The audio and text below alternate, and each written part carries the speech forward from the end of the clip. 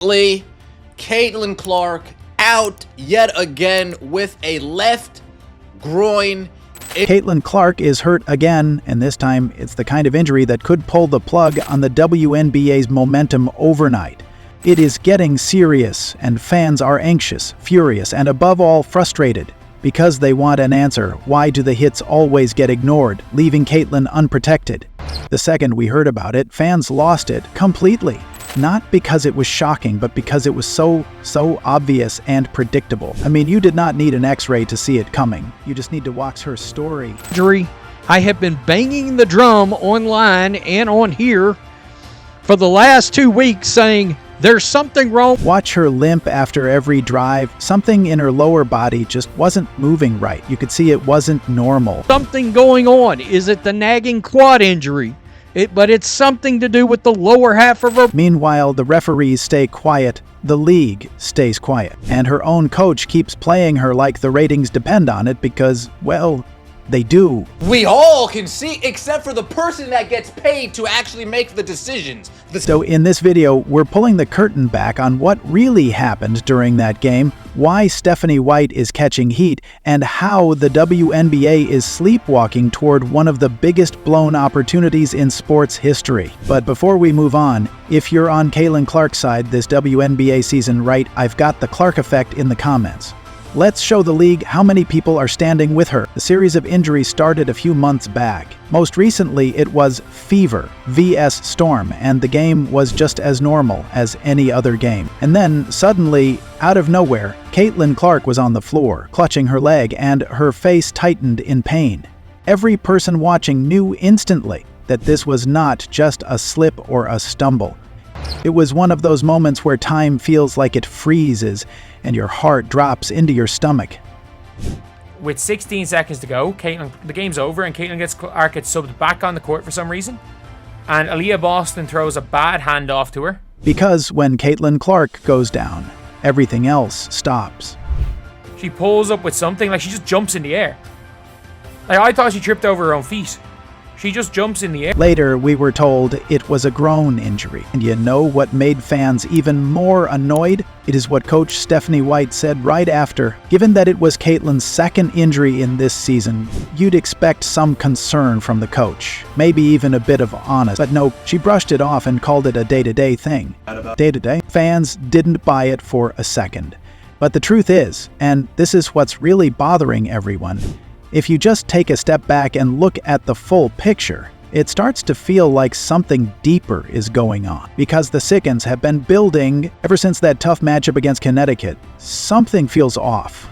Over the past 3 games, it is very clear that Caitlin Clark is not feeling like Caitlin Clark. Especially when it comes to the deep shots. Simply been playing some of the worst basketball of her career, and a lot of people, even myself, has been pretty vocal about Caitlin Clark. And the same logo threes that used to send the crowd screaming, they have stopped dropping. Scoring in single digits in 2 games without any three-pointers. She's 1 for her last 23. She's gone 1 for 23 from 3. It wasn't only her performance on the court that was worrying fans, it was also just her demeanor, her energy. It felt like something was wrong. She wasn't hyping up the... That's not a cold streak, that's your body waving a white flag. And if you go back and really watch, something else starts to stand out. In the Liberty game, she had no visible tape. But in that Connecticut game, her quad was wrapped, and it wasn't just a light wrap. It was high, serious, and protective. This game right here, against the New York Liberty, she's doesn't have anything strapped up, and people are saying her quad was strapped up against Connecticut Sun. That is a very high strap. And suddenly, fans started asking a painful question. What if she never fully healed? What if she has been playing through pain this whole time? What if this injury isn't the start of a problem, but the result of one that's been ignored for far too long? The only way that is causing her groin injury is if she already had injured her groin, or if she was already carrying something. Turns out... See, when you rush back from one injury, the rest of your body tries to carry the load. Your muscles compensate, your movements shift. You protect the sore spot, and in the process, you put pressure on other areas until eventually something gives out. Next thing you know, you're back. Why? Because instead of using your biceps, you're using your back too much to overcompensate. You're doing leg exercises and suddenly it gets to your abdomen. Why? Because you're using your torso a little bit too much to overcompensate.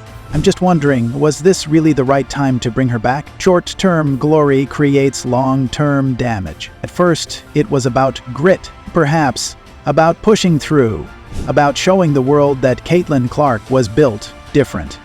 Break down the release time, which is pretty much identical to mine. And then her just confidence, you can't help but watch when she plays. But now, it is about how much risk you're willing to take with someone's future.